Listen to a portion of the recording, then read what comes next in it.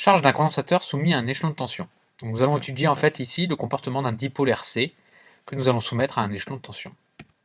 D'abord, présentons le condensateur. Le condensateur, c'est deux armatures dont les charges sont opposées. Donc la première armature porte la charge plus Q, la deuxième porte la charge moins Q. Ce condensateur est caractérisé par sa capacité C, exprimée en farad. Donc c'est la capacité à accumuler des charges sur ces armatures.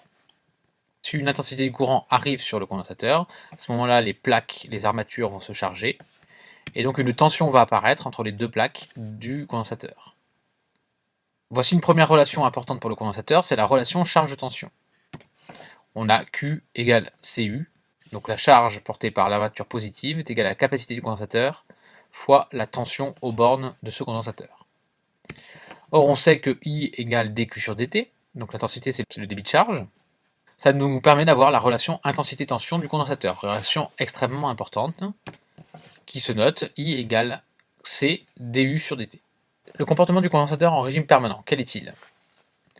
Eh bien en régime permanent, les dérivés par rapport au temps sont nuls. Ainsi, l'intensité qui arrive au niveau du condensateur est égale à 0. Ceci signifie que le condensateur se comporte comme un interrupteur ouvert.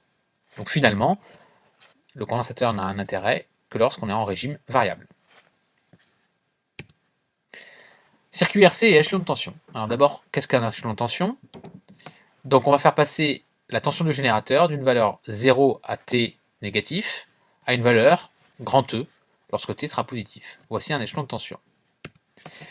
Voici le circuit étudié. On va donc avoir un générateur qui va délivrer à des instants T positifs la tension E. Et donc on va étudier le comportement du dipôle RC. Donc en fait, on va surtout s'intéresser à la tension aux bornes du condensateur et la façon dont elle varie.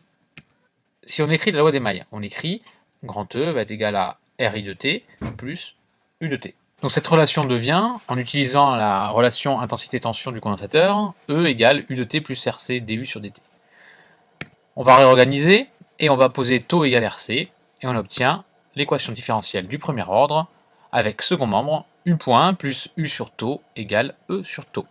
Cette équation nous avons déjà rencontrée en mécanique, donc nous savons la résoudre. Pour la résolution, il faut trouver une solution de l'équation homogène plus une solution particulière.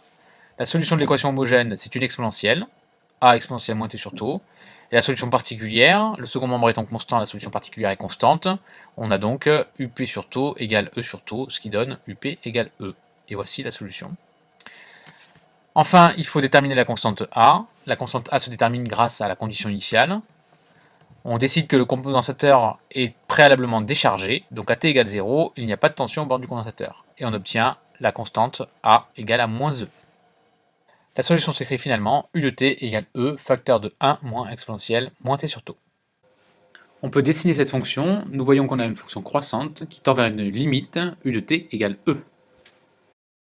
On peut déterminer taux grâce à l'allure de cette fonction. Il y a deux façons de déterminer taux. La première, c'est dire que pour t égale taux, on a U de t égale 0,63 fois E. En effet, si t égale taux, l'argument d'exponentielle est égal à moins 1. Donc on va avoir 1 moins exponentielle moins 1 et ça donne 0,63 fois E. Donc on obtient ici le taux. La deuxième façon, c'est d'utiliser la tangente à l'origine à la courbe rouge.